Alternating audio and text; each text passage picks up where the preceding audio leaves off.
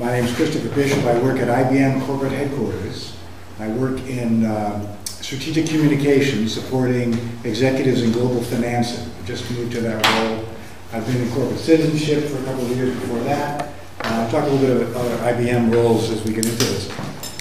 The catalyst for this conversation, for this set of concepts, was a request from my alma mater, Bennington College, to give a keynote address to kick off a senior week set of activities.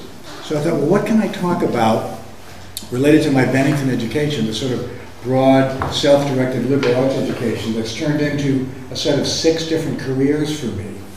So I thought, well, let me talk about how I did that, how I navigated through these careers and try to codify them into some processes or protocols that could be shared, because I think, with all lack of modesty, I'm somewhat of the poster child for how kids are going to work in the 21st century. It's going to be a very, very different model from my colleagues at IBM who've been there 35 years doing the same thing at the same company over and over. So my objective in coming to Bellagio is to develop some workshop materials. And some of you have seen I have a whole wall full of flip charts with some ideas about how this might work. And I'm going to take you through this deck fairly quickly. Some of you may have seen my machinima, which is on a flash drive in the library. It's a little movie that I directed and wrote in Second Life. So a little bit of that, and then I've set up some activities that I want to do. This is one of my workshop activities. I want to get to that when we're done with this. So, audience participation. So this is a Gantt chart that I put together sort of describing these various careers that I've had. And I'll go into some detail. I have some funny pictures that are quite entertaining. But I went from being, I graduated Bennington with a degree in German literature. That's what I majored in. I minored in music, gave a recital, playing string bass, and ended up with a rock band singing, "Bet you didn't think I knew how to rock and roll." Like a horn section, very Bennington-esque, as you know. I got a gig right away with this touring country rock band. Went to New York, on and on, and I ended up making the leap. I call this sort of the digital divide, where I took my jingle producing skills and shifted them into this newly emerging technology called the web in about 1996. So, this is me in 1973. Hey, they're back. Billy Preston. In some dressing room somewhere. We toured about 185 days a year. I love this shot. This is me and Marty Slutsky, the guitar player. We were opening for Billy Preston in Omaha or something. It was an amazing experience. I did 3 albums with this band. Toured all over Europe and England, did a record at Electric Ladyland, Jimi Hendrix studio on 8th Street in Manhattan. Did a record at Bearsville, where Todd Lundgren and Dylan and the band recorded a lot of music. And as things go, you know, bands come and go, so this band sold a lot of records and then sort of faded. I want to mention that last summer we got together for the first time in 34 years, spent a week in Nashville in the studio, made sort of a reunion album that's on CD Baby. It was really fun.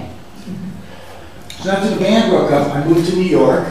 Actually, just as an aside, Lee has been through all of this with me. Without his support, none of this would have happened. So it's been, she's seen So some kind of fun shots. So this is the Robert Palmer Band. We did a tour of England, or of Europe in the summer of 1981. We played in 8 countries in a month. So the currency changed every couple of days. This was way before the euro. It was quite exciting. This is at the Copenhagen airport. We're playing at the Roskilde Festival, big outdoor festival outside of Denmark, Copenhagen. This is me and Peter O'Toole on the set of a TV movie that we did called Svengali. Jodie Foster and Elizabeth Ashley were also in this movie. We're playing Irish folk songs. Well, between when he was drinking. This is me in a band called FX with a guy I went to college with. Kind of a pop. There's a cool video on YouTube actually called Stimulation. Actually, I showed it to John. You can check that out. It's kind of fun. So playing in like a dozen different bands, living in Manhattan, running from one gig to the next, to a session, to a recording date, to a sound check. After doing that for a while, in coming back off the road from some tour with somebody, I said to myself, you know, how do you get to sleep in your own bed at night as a musician in Manhattan? So I began to ask friends, a little bit of networking and investigation. And they said, well, you do sessions. You get into the studio, and at 9 o'clock you show up and you read some music and sign a W-2, and then they send you a check. And you get to like be in town. And so I proceeded to break into the jingle business, basically through sheer dint of perseverance, because I was kind of viewed as a touring rock guy.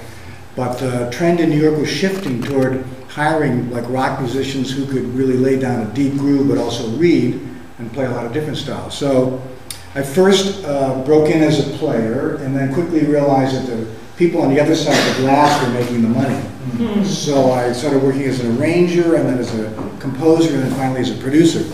I got my first job going indoors when I was 40. I started working at a jingle house running this instrument called the synclavier. It was the state-of-the-art digital musical instrument at the time. Lots of timbres stored on a Winchester drive, precursor to hard drives. It was about this big. I think it stored 512K worth of data, so if you know what that means, that's pretty small. But you could summon these timbres to the keyboard, record it all digitally, and chase lock using simply time code to picture, so you could lay in sound effects. And I wrote a lot of music for radio and TV commercials. Probably the most famous is the Kit Kat jingle. I actually played on it and then got to sing on it as well. And that ran for a long time. Give me a break, give me a break, break me off a piece of that Kit Kat bar. So every time that would run on TV or radio, you know, you get a check. So that was a fun. I got sort of tired of it. It became sort of paint by numbers. It's very competitive. It's a high stress environment. Some creative director came in one night at 5 o'clock and said, I need this to sound like Duran Duran. I need 5 versions by tomorrow at 9. Another Duran Duran? I gotta do it. Yeah. So I said, what's some new technology that's emerging that I can maybe get into and change careers? A little career shift. So I took my jingle producing skills and shifted them to web production.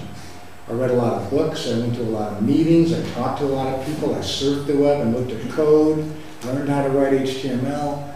I basically took skills, like in the jingle biz, you're dealing with a recording engineer and a guitar player and a drummer and a singer, and a client, a deliverable and a budget. So I just shifted that at a macro level to the web. So it was a copywriter, account director, a scripter, a graphic designer, and a client, a deliverable and a budget.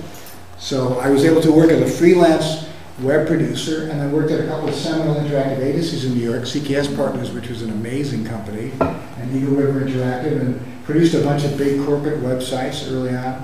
The Johnson & Johnson corporate website had what's called a Verity database attached to it, so you could search global job opportunities, which was quite advanced in like 1997.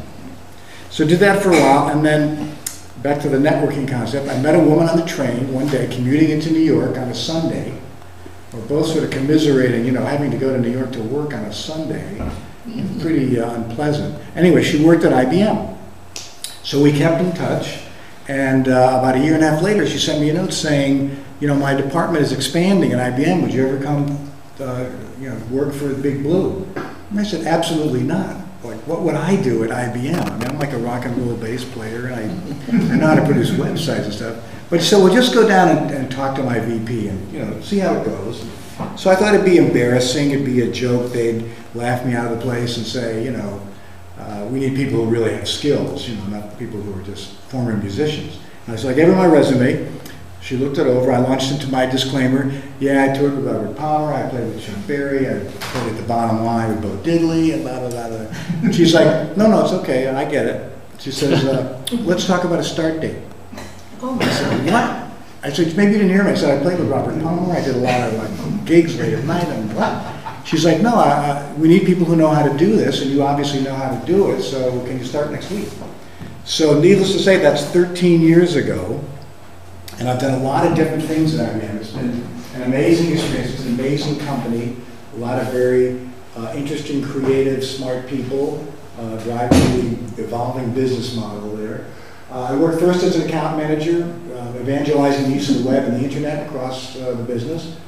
And then I worked as an IT strategist helping guide technology spend to drive business models in the line, and then worked as a management consultant in a broader strategy team, and in fact wrote an acquisition strategy that led to IBM purchasing a very large internet security services firm, which was pretty amazing. Then decided I wanted to do something more creative, back to the sort of antenna thing in my slides, as you'll see. So I began investigating more creative marketing communications kinds of roles, and I was hired into human resources communications at headquarters to run an internal financial planning and education project, do all the communications. I started with branding, actually. I hired a firm, made a name for it, and I wrote all kinds of comms materials, directed a website development project as part of it. And then I was recruited to go back into the line and support a couple of general managers who were running multi-billion-dollar parts of IBM business in global technology services, building presentations and writing memos and managing web content.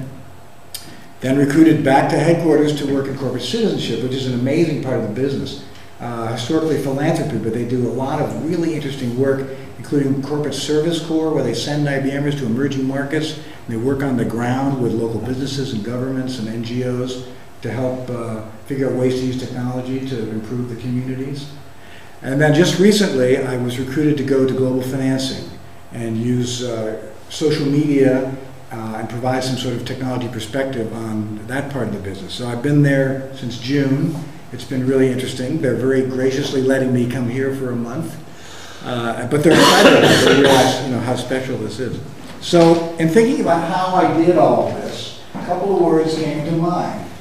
So metacognition, thinking about what you're thinking about. And then learning what I needed to learn. Like, what am I going to have to do to go from being a jingle producer to being a web producer, from being a touring rock musician to playing sessions, or from a web producer to designing business strategy. So thinking about what it was I wanted to do, what I needed to learn, and then reinventing myself, learning whatever I needed to learn, however I needed to learn it, and then using that to move forward into these different roles. So to sum it up, rather than learning specific skills, my take is that today's learners, in order to be successful, need a whole other different set of skills. They need to be creative, certainly. They need to be able to deal with ambiguity, because it's changing, and it's changing fast, and it's changing faster and faster. They've got to be passionate about something. Look internally, find out what you really like to do, what's your bliss, what's your proclivity. Got to be self-directed, because as technology makes the global workplace borderless and flat, you've got to be able to move and change. You got to have a global perspective. You're going to be working with people all over the world now. It's just a matter of logging on, and you're connected. Once you jack in to the network, you're with them. And then having a sense of different disciplines. So for me, like understanding communication, the business strategy and technology, social media, I think those are the kind of skills that, again, will make people successful, having a bigger picture perspective. So a pretty surprising set of statistics. I love putting these up and talking about this. And I first heard this actually from, it was intimated by the headmaster at our son's school. He was saying 85% of the jobs that today's learners are going to be doing haven't been invented yet. And they're going to be using technology that doesn't exist today to solve problems that we don't yet know are problems. So that's a very different landscape from becoming an engineer and getting a job at the Jet Propulsion Lab, or becoming a journalist and working for like a newspaper or whatever. It's really different and exciting. So I view this as empowering and exciting, that, trying to get kids aware that there's a lot of potential, a lot of white space, a lot of unknown that they can help define. Another stat. Top 10, many of the top in-demand jobs in 2011 didn't exist in 2005. I'm not going to go through all of these, but you can see there were a lot of jobs that, iPad apps, so there wasn't an iPad. But now it's big business. IBM develops iPad apps, all the major publishers do. It's a big, big business. I just read about Bjork, the Icelandic singer, who's released her album as an iPad app, and it has malleable content. You can control the sounds and the visuals. It's really quite amazing. So again, a whole new model. So this is just some ideas, right, of where this is going. And then, this is tied to our workshop later, but, so these are, some of these jobs are kind of going on now, but this is, say, certainly in 10 years, these are the kind of jobs that may be out there, right? Nano-pharmacist, a metaverse event designer, lunar tour guide. You know, Japan has got plans to put a hotel on the moon. I don't know if you're aware. And China is looking to identify land that they can manage as well. Holographic content. The next extrapolation out from 3D is obvious. It's going to be here at some point. The holographic stuff. And a virtual lawyer. That's what I'm hoping Hillary can lead. I boil it down to what I call my secret sauce. Now these are sort of the three elements that I think are going to be key focus areas for today's learners. Antenna, which is an internal and external kind of evaluation. Brand, everybody has a brand now. And network. So let me take you through it quickly. To be successful, you got to go where it's crazy. Go where, follow the chaos, chase the maelstrom.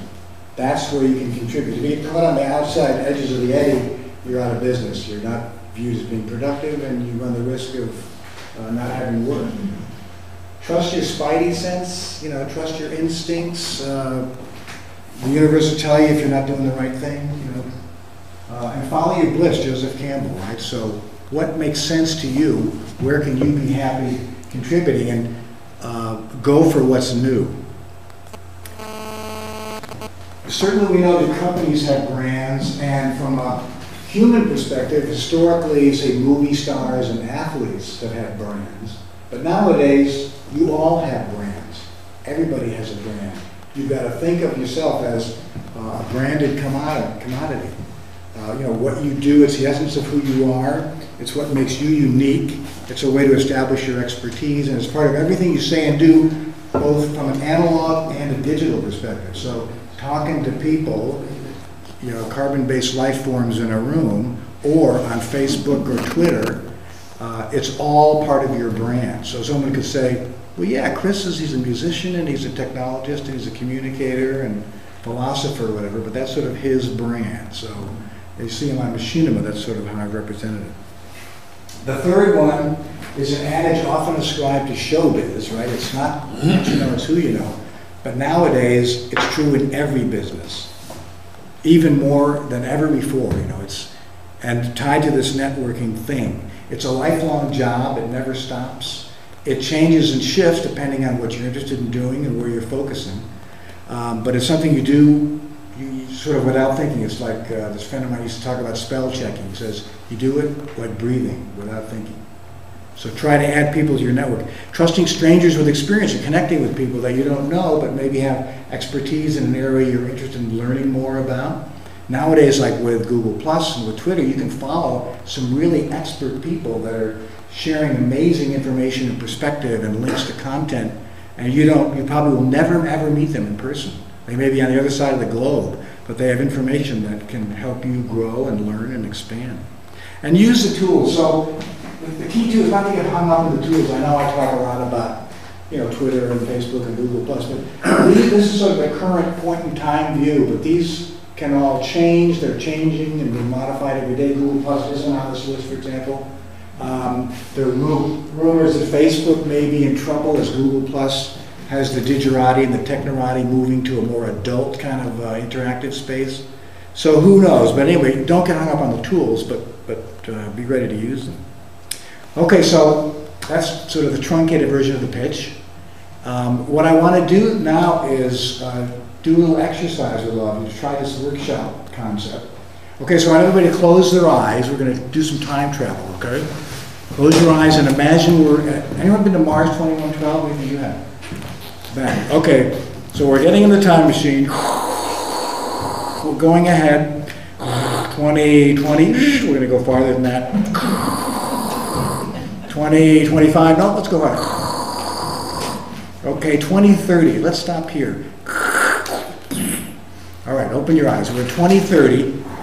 We're going to be looking at what the skill sets are. If you walked into an employment agency, you stepped out of the time machine in 2030, what kind of skills would they be looking for? So what I've done is I put up 5 categories of future jobs, and And I assign people to each of these, and I put little abstracts to get you thinking about these topics. And what I'd like to do is give you like 10 minutes to, and use your computers if you want to use Wikipedia or Google or whatever your search engine of choice is, and think about what the current skills are. So the premise is that none of these are net new, right? We're in 2030. People are going to be, virtual lawyers or lunar tour guides.